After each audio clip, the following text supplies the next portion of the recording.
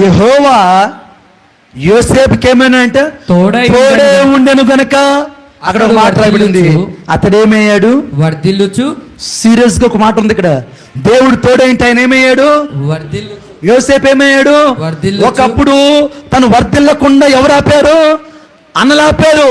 వీడెక్కడ అభివృద్ధి చెందిపోతాడో, వీడెక్కడ బాగుపడిపోతాడో, వీడెక్కడ గొప్పోడైపోతాడో, వీడెక్కడ బాగా సంపాదించుకుని వెళ్ళిపోతాడని చెప్పి అన్నలందరూ ఏం చేశారు చెప్పండి? కొట్టి గుంతలా వేసేసారు. కానీ అన్నలైతే ఆపగలిగారు దేన్ని? యోసేపు యొక్క అభివృద్ధిని. కానీ ఎవరు ఆపలేకపోయారు దాన్ని? దేవుడు ఆపలేదుగా, దేవుడు ఆపలేదుగా. అక్కడైతే ఆపడానికి చాలా ప్రయత్నాలు జరిగినాయి, ఇక్కడ ఆపాడు ఎవడు? ఎందుకంటే ఆపడానికి ఎవడు లేడు. కారణం సార్, యెహోవా అతనికి ఏమేమి ఉన్నాడు? దేవుడికి మహిమ కలుగును గాక. దేవుడు నీకు తోడే ఉంటే నువ్వేమవుతావు సార్? వర్ధిల్లుతావు.